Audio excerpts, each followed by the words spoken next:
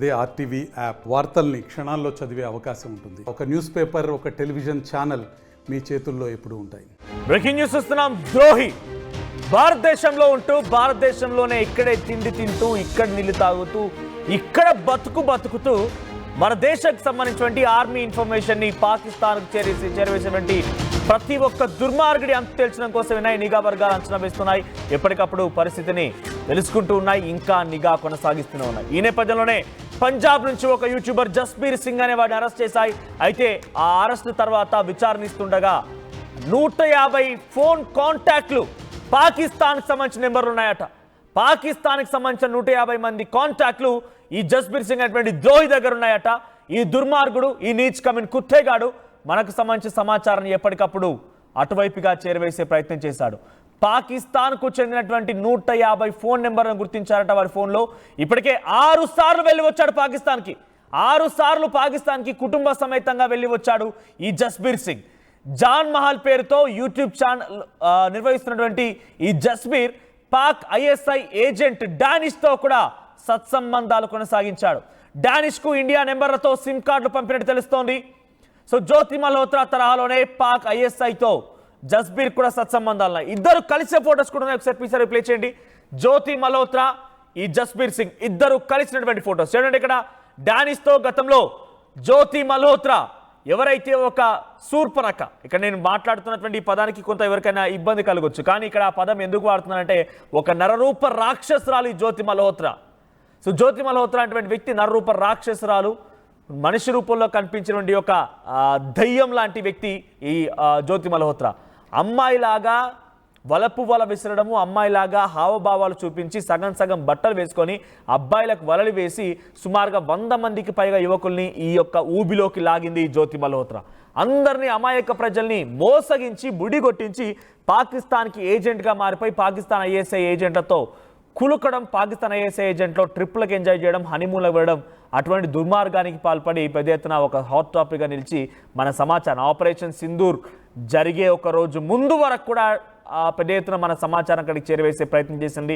ఆ తర్వాత కూడా ఎక్కడెక్కడ బాంబులు మోహరిస్తున్నారు, ఎక్కడెక్కడ రాఫెల్ జెట్స్ యుద్ధ విమానాలు విన్యాసాలు చేస్తున్నాయి, ప్రతి ఇన్ఫర్మేషన్ని ఎప్పటికప్పుడు పాకిస్తాన్ ఐఎస్ఐకి చేరవేసింది. అటువంటి విధంగానే జస్బీర్ సింగ్ కూడా జాన్ మహల్ అనేటువంటి ఒక యూట్యూబ్ ఛానల్ ద్వారా టూరిస్ట్గానే ఒక ఎక్స్ప్లోరర్గా వీడియోలు చేస్తున్నటువంటి జాన్ మహల్ పేరుతో ఈ జస్బీర్ సింగ్ కూడా అటువంటి దుర్మార్గానికి పాల్పడ్డాడు.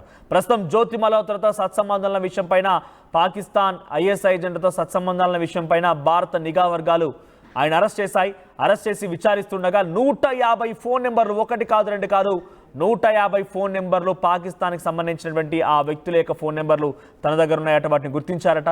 డానిష్కి ఏకంగా సిమ్ కార్డులను, ఇండియన్ సిమ్ కార్డులు అందించాను నేనే అని చెప్పి జస్బీర్ సింగ్ ఒప్పుకున్నాడట. కొన్ని లక్షల కోట్ల రూపాయలని పాకిస్తాన్ తనకు వెచ్చించింది, తన కోసం డబ్బులు ఇచ్చింది జస్బీర్ సింగ్ కోసం. సో పెద్ద ఎత్తున మన ఇన్ఫర్మేషన్ని మొత్తాన్ని కూడా, ఆర్మీ మూవ్మెంట్స్ని మొత్తాన్ని కూడా అక్కడికి చేరవేసేవాడు. ఇదంతా పెద్ద ఒక గూడు పుటాని. ఇదంతా అలీబాబా 40 దొంగల్లాగా ఒకరు కాదు, ఇద్దరు కాదు, ఇంకా 100 మంది కూడా ఇందులో ఉండే అవకాశం ఉన్నట్టు తెలుస్తోంది. సో నాజీర్ అనేటువంటి ఒక పాకిస్తాన్ సబ్ ఇన్స్పెక్టర్ ఆ దుర్మార్గుడు పాకిస్తాన్లో తన సర్వీస్ అయిపోయిన తర్వాత యూట్యూబ్ ఛానల్ ఓపెన్ చేశారు. ఒక ట్రావెల్ బ్లాగర్ లాగానే యూట్యూబర్గా మారిపోయాడు. తన భార్య నౌషబా షెహనాజ్. సో నౌషబా షెహనాజ్ అనేటువంటి ఒక మహిళ కూడా టూరిజం అండ్ ట్రావెల్ సంబంధించి ఒక వ్యవస్థ కూడా ఉంది వాళ్ళకి, Shehzad. So Naushaba Shehzad. So madam N పేరుతో ఒక వాట్సాప్ గ్రూప్ ఉంది. ఈ గూడు పుటాని అలీబాబా 40 దొంగలు మొత్తం కూడా ఆ గ్యాంగ్కి చెందిన వాళ్ళే. ఈ నాజీర్ అనేవాడు 500 మందిని టార్గెట్ పెట్టుకున్నాడట. ఐఎస్ఐ రిక్రూట్ చేసుకుంది. వాడు గతంలో పాకిస్తాన్ దగ్గర సబ్ ఇన్స్పెక్టర్గా పనిచేస్తే వాడు సర్వీస్ అయిపోగానే యూట్యూబ్ ఛానల్ ఓపెన్ చేస్తే వాడిని ఐఎస్ఐ ఏజెంట్గా మార్చుకుంది పాకిస్తాన్ ఐఎస్ఐ ఇంటెలిజెన్స్ సర్వీస్ సంబంధించి. సో ఆ తర్వాత నుంచి ఈ టార్గెట్ ఏం లేదు, మనకు టూర్స్ అండ్ ట్రావెల్స్ ఏజెన్సీ కూడా ఉంది. సో ఎవరు వచ్చినా ఫ్రీ ఆఫ్ కాస్ట్, వాళ్ళు ఉండడానికి, వాళ్ళు తిరగడానికి ప్రతీది మొత్తం ఫ్రీ ఆఫ్ కాస్టే. జ్యోతి మల్హోత్రా వేసుకునే బట్టలు కూడా వాళ్ళు ఇచ్చినవే. పాకిస్తాన్ వెళ్ళిన తర్వాత తను వేసుకునేటువంటి ప్రతీది కూడా వాళ్ళు ఇచ్చినవే. తను ఉండడానికి రూమ్ ఇచ్చింది వాళ్ళే, సెక్యూరిటీని అరేంజ్ చేసింది వాళ్ళే. మొత్తం ఈ రకంగా అందరికీ సెక్యూరిటీ అరేంజ్ చేసి రూపాయి కూడా వీళ్ళు ఖర్చు చేయకుండా మొత్తం కూడా వాళ్ళే ఇచ్చి వాళ్ళు తినడానికి తాగడానికి జల్సా చేయడానికి ప్రతిదానికి వాళ్ళే ఖర్చు చేసి మరి ఆర్మీ సమాచారాన్ని వాళ్ళు రాబట్టే ప్రయత్నం చేశారు. ఒకరికిద్దరు కాదు 500 మందిని ఈ ఊబిలోకి లాగాలనేటువంటి ఒక దుర్మార్గమైనటువంటి ఆలోచనతోని ఈ నాజిర్ అనే వ్యక్తి ముందుకు కొనసాగాడు. సో గతంలో కొంతమంది కామెంట్స్ చేశారు, నేను ట్విట్టర్లో కూడా ఫాలో అయ్యాను. అభినందన్ మీకు బహుశా గుర్తే ఉండుంటాడు. సో ఆపరేషన్ సింధూర్ కంటే ముందు గతంలో ఒక సర్జికల్ స్ట్రైక్కి తెరలేపాం, Balakot surgical strike. So Balakot surgical strike తర్వాత అభినందన్ అనేటువంటి మన ఆర్మీ జవాన్ ఒకరు పాకిస్తాన్ అదుపులో తీసుకున్నారు, పాకిస్తాన్ దగ్గర చిక్కుకుపోయాడు. ఆ తర్వాత ఆయన్ని తిరిగి భారత్కి అప్పగించారు. అయితే భారత్కి అప్పగించే క్రమంలో ఈ నౌషబా షహరాజ్ అనేటువంటి ఈ మహిళ ఎవరైతే నాజీర్ అనేటువంటి Pakistan sub inspector YouTuber ISI ఏజెంట్గా మారిపోయి భారతీయులని ఊబిలోకి లాగాలనేటువంటి దుశ్చర్యకు పాల్పడ్డాడో వాడి భార్య అభినందన్ని మనకు అప్పగించే క్రమంలో ఆ ఫోటోలో ఆ విజువల్లో అక్కడ కనిపించిందట. చాలామంది ట్విట్టర్లో కూడా కొన్ని ఆ ఫోటోల్ని ఆ విజువల్స్ని షేర్ చేస్తున్నారు.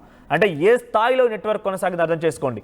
టూర్స్ అండ్ ట్రావెల్స్ పేరిట ఒక ఏజెన్సీ నడుపుతూ భారతదేశం నుంచి తమకు సమాచారం రాబట్టడం కోసం ఎవరెవరైతే ద్రోహులుగా మారిపోతారో ఈ నీచ్ కమిన్ కుత్తేలకి, దుర్మార్గులకి, దుష్టులకి, దయ్యాలకి వీళ్ళందరికీ డబ్బులు సమకూర్చడం, వీళ్ళందరికీ తాగడానికి, తినడానికి, జల్సాలు చేయడానికి ప్రతిదీ కూడా అబ్బాయిలైతే అమ్మాయిలను సప్లై చేయడం, అమ్మాయిలైతే అబ్బాయిలను సప్లై చేయడం. ఈ మాటని మాట్లాడుతున్నా మీరు కొంత భారించవచ్చు, కానీ నిజంగా జరిగింది కాబట్టే మీకు చెప్పే ప్రయత్నం చేస్తున్నాం. జ్యోతి మల్హోత్రా ఐఎస్ఐ అక్కడ ఉన్నటువంటి పాకిస్తాన్ ఐఎస్ఐలతో థాయిలాండ్లు, ఇండోనేషియాలు, మలేషియాలు ట్రిప్పులకు తిరిగి వారితో పాటు కులికింది, వారితో పాటుగా సరసలాడినటువంటి ఆ సంఘటన కూడా ఏకంగా తాను నోటి వెంట తానే ఎన్ఐఏ నిఘా వర్గాలకు చెప్పింది. సో అక్కడ ఐఎస్ఐ ఉగ్రవాదులతో, ఐఎస్ఐ తీవ్రవాదులతో నేను కలిశాను, వారితో పాటు నాకు రిలేషన్షిప్ ఉందనే విషయాన్ని తనే బహిరంగపరిచింది. విచారణలో కూడా చాలా విస్తుపోయే విషయాలు ఎన్ఐఏ విభాగ అధికారులు రాబట్టే ప్రయత్నం చేశారు. ఆ తర్వాత జస్బీర్ సింగ్ అనేటువంటి దుర్మార్గుడు కూడా ఇదే రకంగా తన భార్యతో కలిసి ఏదో ఒక పిల్గ్రిమేజ్కి వెళ్తున్నాను, నేను ఒక తీర్థయాత్రకు వెళ్తున్నాను, కాశీకి వెళ్తున్నాను, అయోధ్యకు వెళ్తున్నాను చందంగా తట్టాబుట్ట చదువుకొని పాకిస్తాన్ వెళ్ళిపోవడం. పాకిస్తాన్లో 6 సార్లు ఎలా సాధ్యమైంది? పాకిస్తాన్ 6 సార్లు వెళ్ళడం ఎలా సాధ్యమైంది? తట్టాబుట్ట సర్దేసుకొని 6 సార్లు వెళ్ళిపోయి అక్కడ జల్సాలు ఆడడం, అక్కడ తాగి తందనాడడం, డబ్బులు తీసుకొని రావడం ఎలా సాధ్యమైంది? ఇది పక్కాగా పాకిస్తాన్ ఐఎస్ఐ తీవ్రవాదులు, ఉగ్రవాదుల నుంచి పుట్టినటువంటి ఆ నాసిర్ చేసినటువంటి ఒక చర్యనే.